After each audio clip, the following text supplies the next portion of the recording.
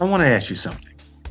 Not a hard question, not a trick question, just a simple question that most of us haven't sat with in a long time.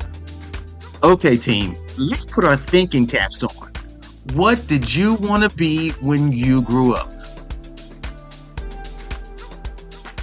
Now, stay with me here. I'm not talking about whatever your parents wanted, not talking about what practically made sense for you, not what that guidance counselor circled on your worksheet. Now, I want you to break it down. Keep it real with me. What did you want?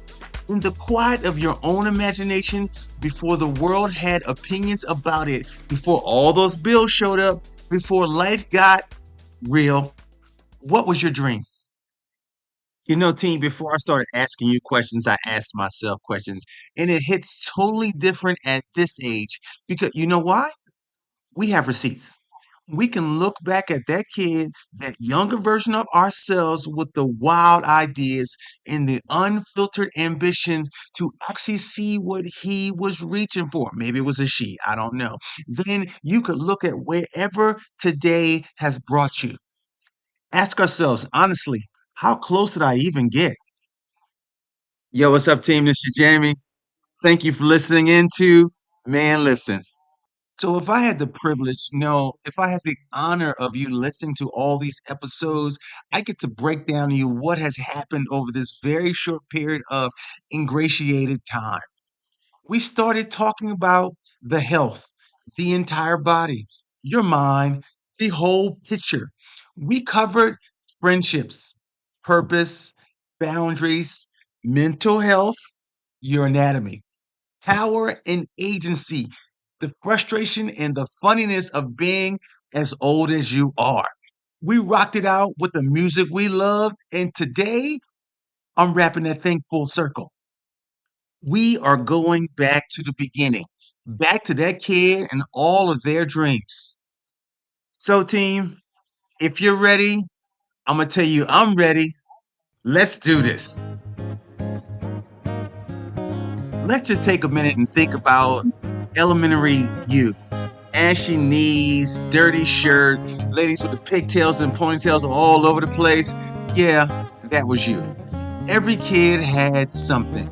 So, based on what you know about yourself or what you remember about the childhood version of you, what was your vibe? Did you want to be a fireman? Police officer? You had a crush on a teacher, so guess what? You wanted to be a teacher, maybe a nurse, an astronaut, professional athlete, a doctor, a lawyer, Broadway actor, a movie star. You could play the drums, so you should have been a rock star. How about a veterinarian? So one of my good buddies has a PhD in aerospace engineer. I find myself wondering, was that always it for him? Was there a little kid who looked up at the sky and decided right then that space was his jam? Some people get straight line between the dream and the destination, and we slackers honor those people. Now, putting all the jokes to the side, here's what I want you to understand about those early dreams. They were not random. They were not naive. They were your data. Those dreams told you something true about yourself before the world started making edits to you. The kid who wanted to be a fireman, he wanted to matter in a crisis, to be the one who runs toward the fire when everybody else is running away. That is character. That is wiring. The job title was just the frame around something much deeper of them.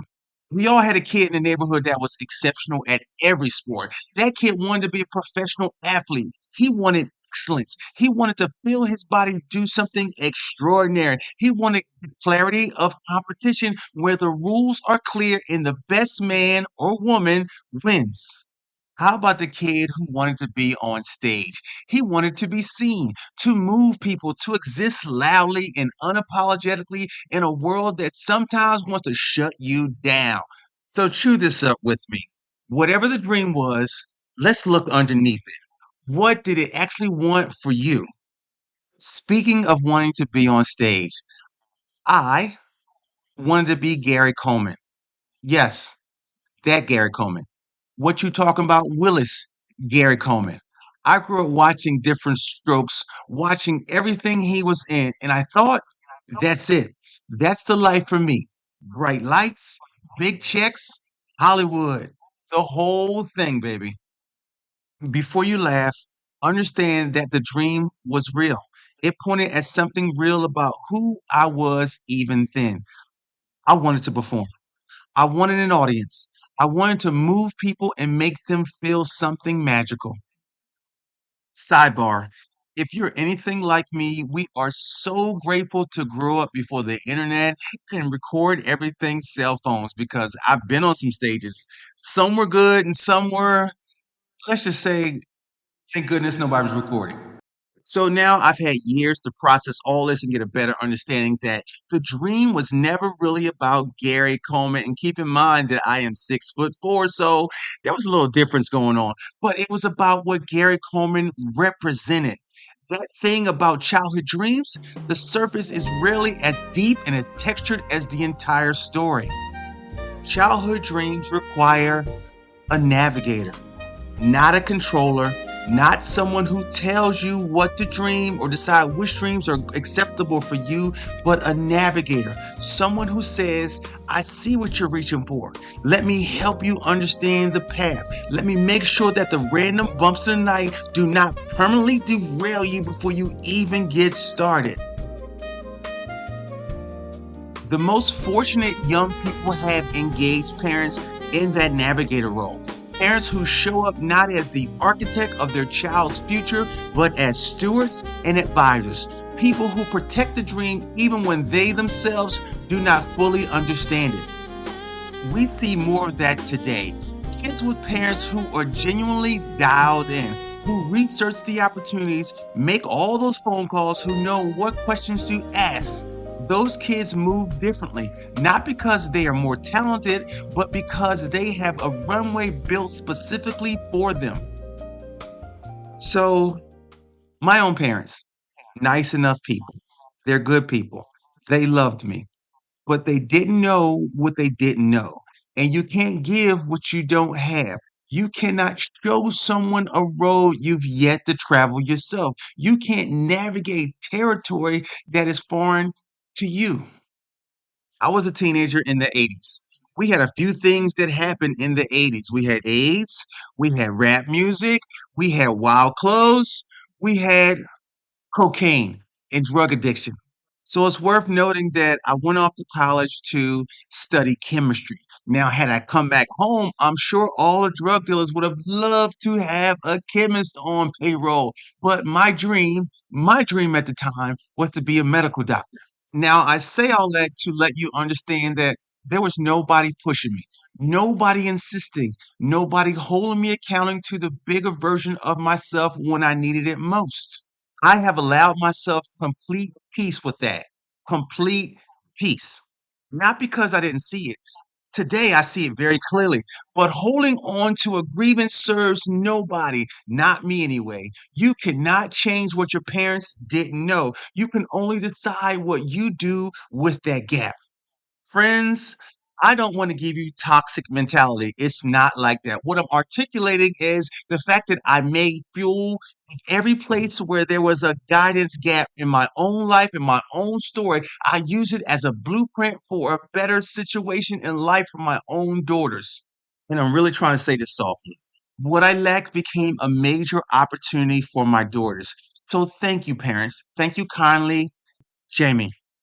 As adults, we know life is number one teacher, right? What you did, what you heard, what you saw took you places of either learning or disappointment. So I was wise enough to package all the information based on what I knew and what I lacked to make beneficial, make a bonus for my own daughters as they move forward in life. And to further stamp that point home, I've always been clear that I will fight with you to fight for you, to and for my daughters. Now, imagine your favorite TV show or a TV show with a collective cast, right? And there's always this dominant family that has money and prestige and positioning. So they're working really hard to ensure their children are successful. We're doing that right here on the ground. Now, friends, I'm asking you to look yourself in the face. Let's sit down with your own story for a moment. Was there guidance for you? Was it absent? Was it well meaning but pointed in the wrong direction, pushing you towards safety when you needed someone to push you towards greatness? Whatever the answer is, hold it without bitterness. Your parents were working with whatever they had, whatever information, whatever experience, whatever capacity they had at the time. Most of them were doing their absolute best. Some weren't, but most were. So some of them simply didn't know which, where, or when to project you. Now the question is, what are you doing with that information for the people coming behind you? So see it this way. Every time we break a chain, we improve the cycle. We are standing at the point, at the precipice of a better decision for someone else. Every time you show up for your kid, your grandchild, your mentee, the young person in your orbit who needs to be seen and heard, you are breaking the chain and improving that cycle. And as the kids say, that's the T. As I'm sure you are aware, life has a way of getting involved in your plans. Some people's childhood dreams came true in a straight line. Those people exist, but they are rare. We respect them with a comfortable distance. You ever need to talk to the manager at like TJ Maxx or Walmart, Target, or your favorite grocery store, the pet store, any of those big box circumstances? None of those people set out to be whatever life has taken them on as. Most of us got something more complicated. Life leaning you away from something you actually wanted. Or, go with me here, and nobody's talking about this. Life quietly thrusting you in a direction you did not decide. I moved to LA, Los Angeles in my late 20s. I want you to understand the energy I arrived with. I mean, come on, bro. This is LA. This is it. Jamie's going for it. So here's how it happened. I had been in a couple local plays in my hometown and I took some classes and I did a couple modeling shoots and I thought I was like the next thing to happen. But the reality was, this is LA. So here I am, unguided, uninformed, armed with a lot of ambition and zero knowledge of how the industry worked. My start got off the ground, but didn't quite make it to outer space. The funny thing is, I mentioned outer space though, I did get to play a Klingon on Star Trek. Come on, feel me on this. I grew up watching Captain Kirk and Spock on TV, blue people, the big round bobbleheads, and just imagine how surreal it was to be in that costume on the set, under the lights in full Klingon prosthetic. This brother here, living the dream. At that point, the iron was hot. I showed up on several other notable shows to include the famed ER. Initially, I was cast as an extra, and then I got elevated to supporting cast. And here's where the story gets really good.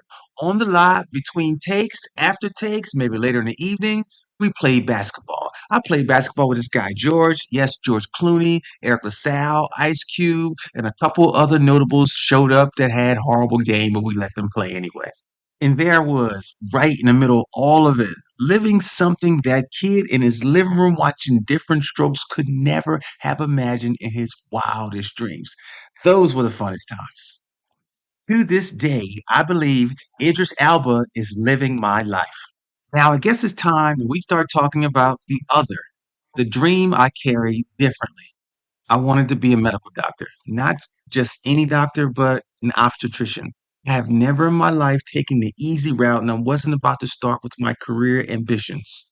Looking back, I had already done the work. I got the degree in chemistry, became an ENT, was generally on the right path. But there was nobody pushing, nobody insisting, nobody standing at the finish line saying, "You were too close to stop now.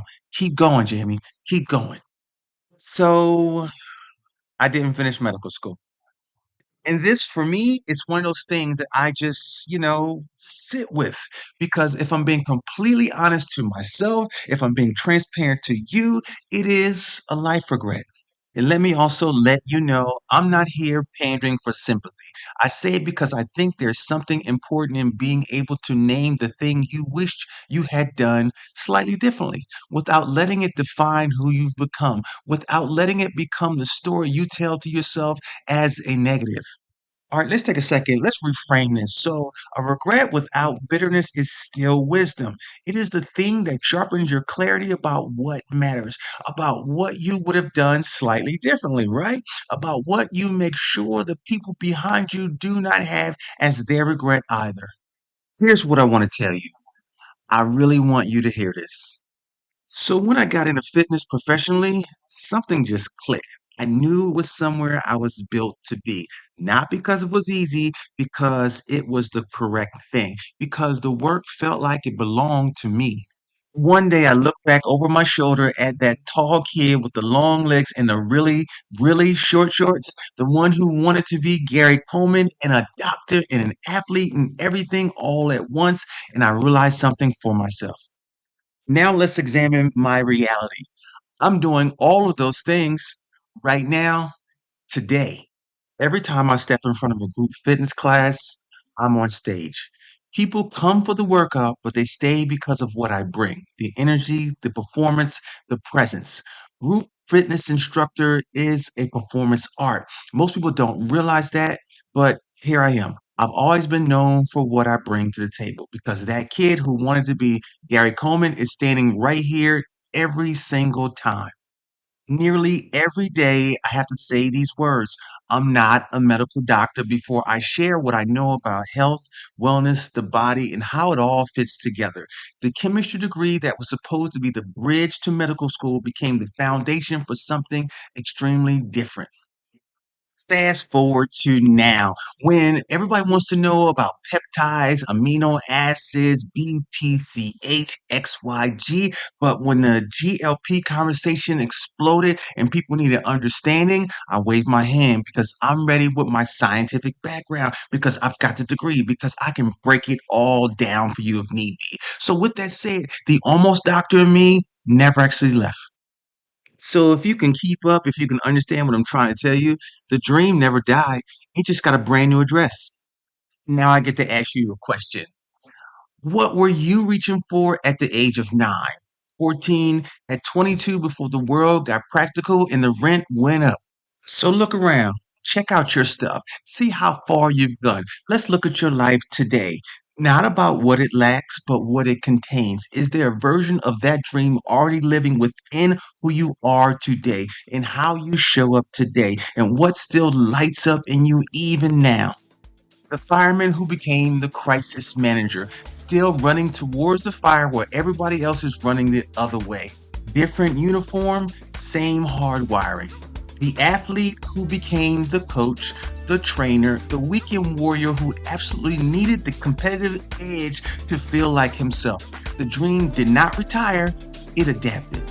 It's worth noting that many actors have become speakers, the teachers who command attention in every room, the performer who found the stage that did not exist when we were children now find that they are perfect for them. I urge you, friends, take a second and look underneath your current life. The dream may already be there living quietly. And for real though, it's not too late.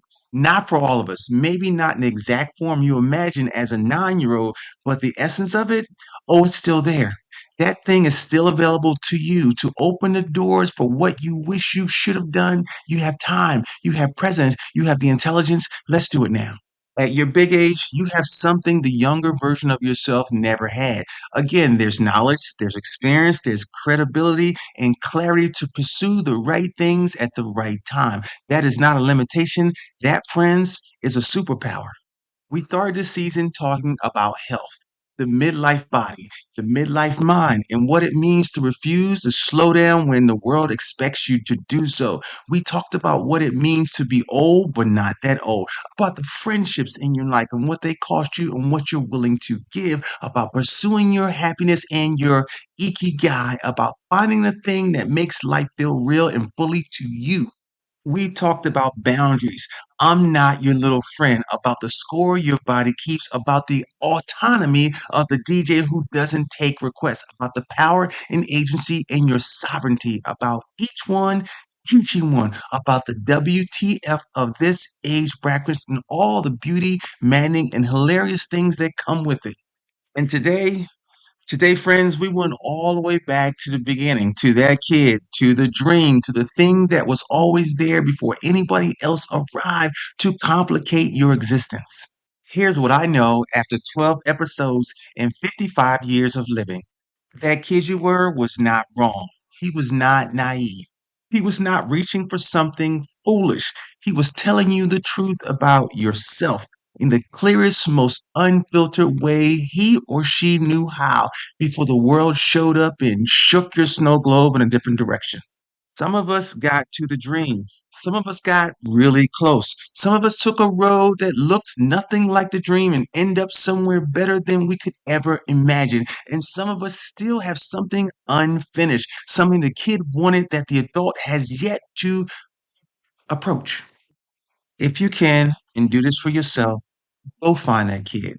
Look them in the eye. Tell them they were not wrong for dreaming that big.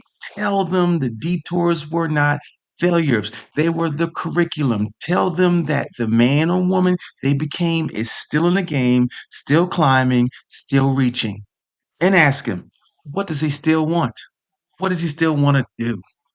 So I promised myself 12 episodes as season one, and season one is done, and I can't tell you enough how proud I am of what we've built here. Each and every episode of this has been a real conversation that matters to real people like yourself, like myself, and guess what, man? That's deep. With this first season, I was hoping to build an establishment about laying a foundation, about answering the questions of who and what we are and what we stand for.